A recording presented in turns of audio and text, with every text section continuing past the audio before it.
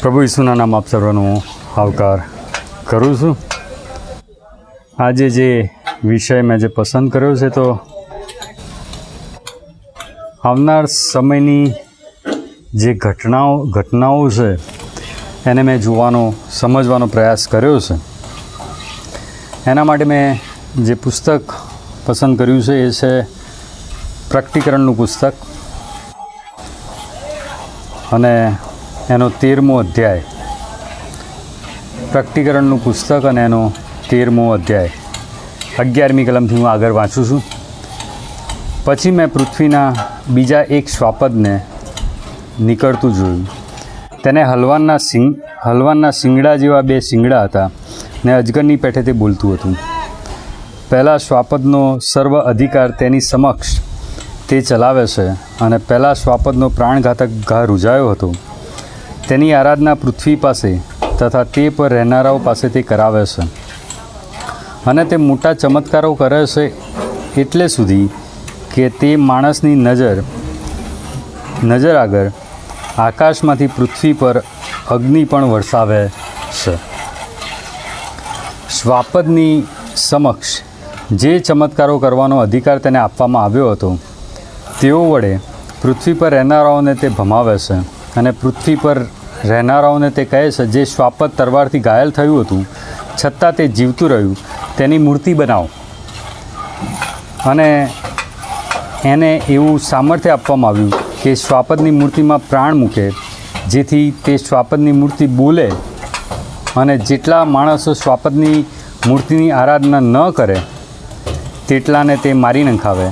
વળી નાના તથા મોટા, ધનવાન તથા દરિદ્રી, સ્વતંત્ર તથા દાસ, તે સર્વની પાસે પોતાના જમણા હાથ પર અથવા કપાળ પર તે છાપ લેવડાવે છે। વળી જેને તે છાપ એટલે શ્વાપદનું નામ અથવા તેના નામની સંખ્યા હોય તે વગર બીજા કોઈથી કંઈ વેચાય લેવાય નહીં એવી પણ તે ફરજ પાડે છે। આમાં ચાતુર્ય રહેલું છે। જેને બુદ્ધિ છે તે શ્વાપદની સંખ્યા ગણે, કેમ કે તે એક માણસના નામની સંખ્યા છે અને તેની સંખ્યા 666 છે। પ્રભુ એના વાંચેલા વચનો આપણા સર્વને માટે આશીષનું કારણ બનાવે। આપણે પ્રાર્થનામાં જોડાઈએ, પ્રાર્થના કરીએ। અતિ ઉચ્ચ અને ઉન્નત રાજ્ય સંપ બિરાજમાન અમારા જીવન પરમેશ્વર પિતા, સ્તુતિ કરતા આભાર માનીએ છીએ આ સમય માટે તમારી અસીમ કૃપામાં। ઈશ્વર પિતા, તમે આ વચન અમને આપ્યું છે। આજથી આ વચન લગભગ 1950થી 1970 વર્ષ પહેલાં લખવામાં આવ્યું હતું અને ઈશ્વર પિતા, તમામ વચનો તમારા પરિપૂર્ણ થઈ રહ્યા છે। એના માટે ખરેખર તમારા નામને ધન્યવાદ આપીએ છીએ, તમારા નામની સ્તુતિ કરીએ છીએ। પિતાજી, આ વચન સમજાવવાને માટે મને કૃપા આપજો, સમજવાને માટે આમ સર્વને જ્ઞાન આપજો। એ જ પ્રાર્થના અમારા સ્વામી, અમારા ઉદ્ધાર કરતા પ્રભુ ઈસુ ખ્રિસ્તના નામે કરીએ છીએ। સાંભળી અંગીકાર કરજો બાપ, આમેન। સારું, આપણે આ વચન તરફ આગળ વધીએ। આપણે આ જે વચન વાંચ્યું એ પ્રકટીકરણનું પુસ્તક છે અને એનો જે ઓથર છે એ યોહાન છે। પાત્મસ ટાપુ પર એને લખવામાં આવ્યું હતું અને એમાં ઘણા બધા એને સંદર્શનો થયા અને એ સંદર્શનો અંતકાળ વિશેના હતા। આપણે અત્યારે એટલે કે આજની તારીખ 19/7/2020ના રોજ આપણે જોઈએ છીએ આખી પૃથ્વી પર પેન્ડેમિક છે, કોરોનાનો ભય છે, બહુ ખરાબ હાલતમાં લોકો જીવી રહ્યા છે, લોકોને ખાવાની તકલીફ છે, કોઈની પાસે આવકના સાધનો બહુ તૂટી રહ્યા છે, જૂજ થઈ રહ્યા છે, સરકાર હેવી ટેક્સેશન્સ નાખી રહી છે, લોકો વધારે મૂંઝવણમાં મૂકાઈ રહ્યા છે। બહુ ગંભીર પરિસ્થિતિ કહી શકાય અને એવી ગંભીર પરિસ્થિતિમાં આ વચન આપણા માટે એક નવો ખુલાસો, એક ચોંકાવનારું સત્ય બહાર લઈને આવે છે. આપણે આ વચન તરફ જ્યારે દ્રષ્ટિ કરીએ ત્યારે સૌથી પહેલું આપણે જોઈએ છે કે એક શ્વાપદ છે, એક શ્વાપદ છે જે પૃથ્વીના તમામ લોકોને સમજાવવાનો પ્રયત્ન કરે છે કે ભાઈ હવે એની મૂર્તિ બનાવો અને એની આરાધના કરો, એની આગળ ઘૂંટણે પડો. એટલે એ ક્લિયર કટ બાબત આપણે સમજી શકીએ છીએ કે આવનાર સમયમાં આપણે પૃથ્વી પર ઘણા બધા દેશો છે, મોર દેન 200 કન્ટ્રી સાથે, પણ આવનાર સમયમાં અંડર વન અમ્બ્રેલા, એક અમ્બ્રેલા નેશનની સ્થાપના થશે. એટલે કે ઘણા બધા દેશો એની અંદર જોડાઈ જશે અને એવી પરિસ્થિતિમાં એક એવું સંગઠન હશે અથવા તો એક એવો દેશ હશે, મારી સમજ એવું કહે છે કે એ સંગઠન હશે કે જે આપણને એક દિશા તરફ દોરીને લઈ જશે. અને કહે છે કે એ છાપ લેવડાવે છે, કહે છે હાથમાં અથવા તો કપાળ પર આપણને એક છાપ લેવડાવશે કે જેથી આપણે કંઈ પણ વસ્તુ ખરીદી શકીએ, વેચી શકીએ. જો છાપ નથી આપણા હાથમાં અથવા તો કપાળ પર તો we can not buy, we can not purchase anything. હવે આ પેન્ડેમિકની સ્થિતિ જ્યારે ચાલુ થઈ, આપણે ક્યારેય ભવિષ્યમાં આવું કદી ભૂતકાળમાં વિચાર્યું નહોતું કે આવી પરિસ્થિતિમાંથી આપણે પસાર થઈશું.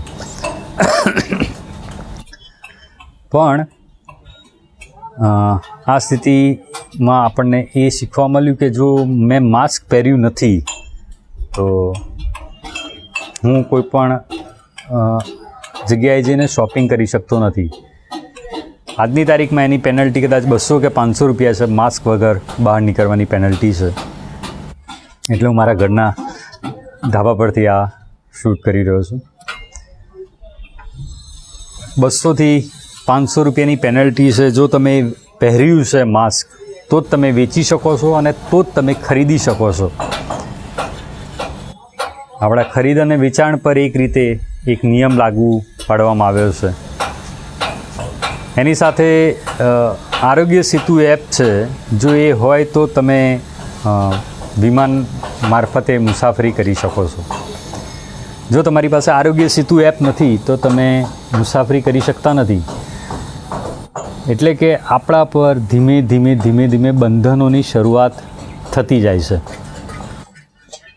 પ્રશ્ન ઘણો ગંભીર છે, કેમ કે અત્યારે આ શરૂઆતનો પાયો છે, આપણને એ નોર્મલ લાગી શકે છે.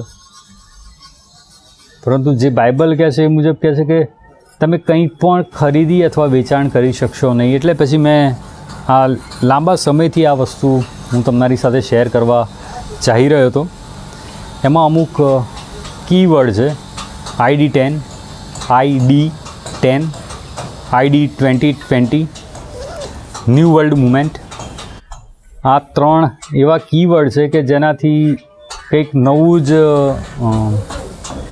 નવી જ બાબતો આપણને મને જાણવા મળી, જે હું તમારી સાથે અત્યારે શેર કરી રહ્યો છું. ન્યૂ વર્લ્ડ જે મુવમેન્ટ છે એનો હેતુ છે કે એક nation, all nation under one umbrella, અને એવી રીતે એનું અસ્તિત્વની શરૂઆત થશે. એમનો એજન્ડા છે 2021 થી 2030માં જે એજન્ડા મેં વાંચ્યા, ઇટ વોઝ વેરી શોકિંગ કે RFID ચિપ કમ્પલસરી થશે. વેક્સિનેશન જે પણ એ નેશન નક્કી કરશે અથવા તો એ સંગઠન નક્કી કરશે, it will become a mandatory for everyone. Otherwise you can not purchase anything, you can not sell anything. તમે ફ્રીડમ સાથે જે તમારી ફ્રીડમ હતી, જે ઈશ્વરે આપી છે, એ ફ્રીડમની ત્યાં એના પર રોક લગાવવામાં આવશે. કદાચ પ્રાઇવેટ કાર્સ નહીં હોય, પરંતુ કોઈ એક ઓર્ગેનાઇઝેશન સઘળી બાબતોની વ્યવસ્થા કરશે અને એ જ મુજબ તમે કારમાં મુસાફરી કરી શકશો.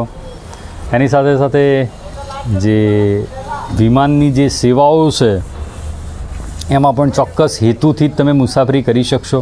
એટલે કે તમે ટોટલી એક રીતે તમે બંધનમાં આવી જશો. આ વસ્તુ 1950 વર્ષ પહેલાં બાઇબલમાં લખવામાં આવી હતી. તે જ બાબત અત્યારે બની રહી છે અને આવનાર સમયમાં એની તૈયારી ચાલી રહી છે. ન્યૂ વર્લ્ડ મુવમેન્ટ જેને કહેવામાં આવે છે. ID 2020 સર્ચ કરશો તો પણ તમને એમાં ઘણી બધી કંપનીઓ ઇન્વોલ્વ છે. બધી ધીઝ આર MNCs, બહુ જાયગેન્ટિક કંપનીઝ છે અને એ લગભગ 2010 પહેલાંથી તેઓ આ પ્રોજેક્ટની શરૂઆત કરી ચૂક્યા છે. એમનો હેતુ એ છે કે એક ઇરાદા સાથે એવો પ્રયત્ન કરી રહ્યા છે કે ભાઈ બધું અંડર વન નેશન હોય અથવા તો અંડર વન અમ્બ્રેલા હોય તો વધારે સારી રીતે વર્લ્ડને મેનેજ કરી શકાય, લોકોને પગાર સ્કેલ સારા હોય, જીવન ધોરણ સારું હોય વગેરે વગેરે વગેરે. પરંતુ એના જો કોન્સ જોવામાં આવે તો એ ઘણા ગંભીર છે. માણસ આપોઆપ ગુલામ બની જશે. આ એનો હેતુ છે અને એવું સ્પષ્ટ છે કે તેઓ વેક્સિનેશન કમ્પલસરી કરાવશે અને આવનાર સમયમાં RFID ચિપ આપણી ઓળખને માટે આપણામાં ઇમ્પ્લાન્ટ કરવામાં આવશે. પ્રશ્ન એ, આપણે વેક્સિનેશન તો નિયમિત આપણે બાળક હોય છે ત્યારથી કરાવતા રહીએ છીએ, એટલે કંઈ બહુ નવી બાબત નથી. પરંતુ પ્રશ્ન ત્યારે થાય છે કે મારી ઓળખ એ કોઈ એક વ્યક્તિ તરીકે નહીં, પરંતુ હું એક નંબર તરીકે મારી ઓળખ હશે. હું જે પણ કંઈ કરી રહ્યો છું તેની જાણકારી સંપૂર્ણ રીતે સરકારને અથવા તો એ ઓર્ગેનાઇઝેશનને હશે. ઓર્ગેનાઇઝેશન ચાલશે એવી રીતે મારા પર કંટ્રોલ કરી શકશે. કેમ કે જુઓ, અત્યારે 5G આવી રહ્યું છે નેટવર્ક, તો આપણે ઘણી બધી વખત આપણે એને વેલકમ કરી રહ્યા છે. તો એની સાથે સાથે આપણે કહી રહ્યા છીએ કે અમારી જે સ્વતંત્રતા છે એ છીનવી લેવામાં આવશે. Yes, in sum sense it is very true. આપણે અત્યારે 5G નેટવર્કથી જ આપણે ગભરાઈ રહ્યા છીએ કેમ કે આપણી સ્વતંત્રતા પર સીધો હુમલો છે. પણ આવનાર સમયમાં જો આ જ વસ્તુ આગળ વધે, કેમ કે એમનો જે એજન્ડા છે 2021થી 2030ના વર્ષ દરમિયાન, તો મારી પાસે અત્યારે એનું લિસ્ટ નથી, પણ તમે નેટ પર સર્ચ કરશો તો તમને મળશે. એ ખરેખર ગંભીર છે, બિહામણો છે. પણ હું પ્રભુનો આભાર માનું છું કે આથી 2000 વર્ષ પહેલાં પ્રભુ આવ્યા, આપણા સગરાના પાપ માથે લીધા, આપણને ફ્રીડમ આપી. આપણે ધાર્મિક ગુલામગીરીમાં હતા, સામાજિક ગુલામગીરીમાં હતા, રાજકીય ગુલામગીરીમાં હતા અને આપણને સગરાને એને પ્રભુએ ફ્રીડમ આપી. જે ફ્રીડમ હવે છીનવશે, જે શ્વાપત છે એ છીનવશે, ત્યારે ફરીથી પ્રભુનું આવવું થશે અને એનું એનું જ્યારે આવવું થશે તો કહે છે કે લોઢાના દંડ સાથે આવશે.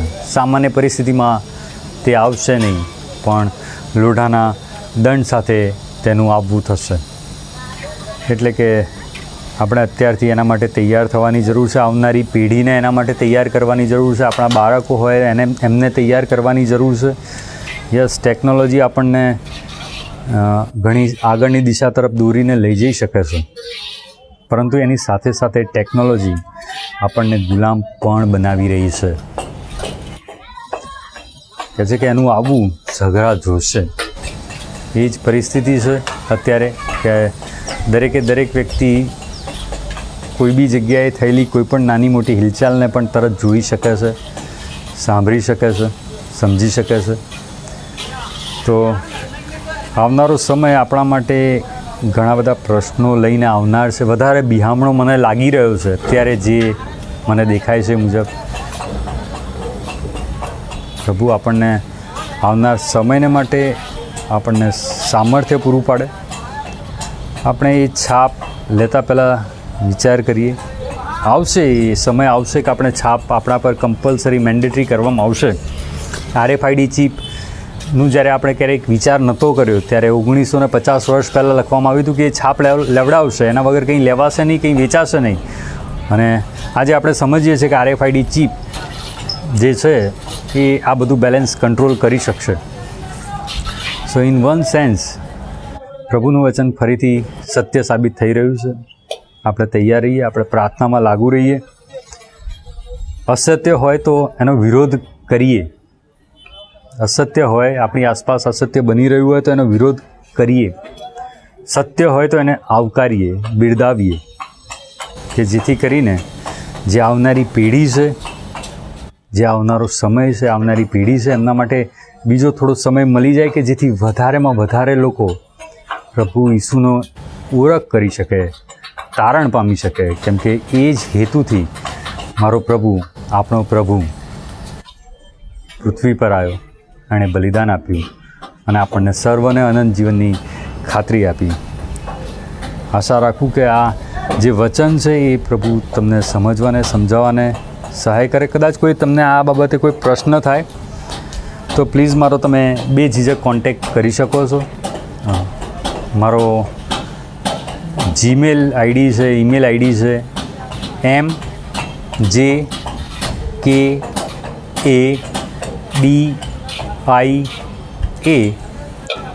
mjkadia@gmail.com અને મારો ટેલિફોન નંબર છે 8238048303. પ્રભુ આ વચનોને આશીર્વાદિત કરે. તમને કોઈ પણ મૂંઝવણ થાય, કોઈ પણ સમયે તમે ફ્રીલી મારો કોન્ટેક્ટ કરી શકો છો. કેમ કે હું એના માટે બંધાયેલો છું, પ્રભુથી બંધાયેલો છું. હું જ્યાં સુધી જે મારી સમજ છે, પ્રભુએ જે માર્ગદર્શન દોરવણી આપી છે, હું ચોક્કસ તમારા સુધી પહોંચતા કરવામાં મને આનંદ થશે. પ્રભુ આશીર્વાદિત કરે. ટૂંકી પ્રાર્થના કરી અને છૂટા પડી. અમારા જીવન સ્વામી, આભાર માનીએ છીએ આ સમયના માટે. તમારી અસીમ કૃપામાં તમે અમને આ જીવન આપ્યું, તમારા વચનોનો ખુલાસો આપ્યો. 2000 વર્ષ પહેલાં લખવામાં આવેલું વચન આજે પણ સત્ય છે, સંપૂર્ણ સત્ય છે. અને એ દિશામાં અમે આગળ વધી રહ્યા છે ત્યારે અમને ડરામણું પણ છે. ત્યારે તમે વિશેષ સહાય પૂરી પાડજો, કૃપા પૂરી પાડજો. જે કોઈ તમારા નામ પર વિશ્વાસ કરે છે, ઈશ્વર પિતા, એ વિશ્વાસને તમે વધારે દ્રઢ, સ્થિર ને મજબૂત કરજો. એ જ પ્રાર્થના મારા સ્વામી, અમારા ઉદ્ધાર કરતા પ્રભુ ઈસુ ખ્રિસ્તના નામે કરીએ છીએ. માટે સાંભળીને અંગીકાર કરજો બાપ. આમેન.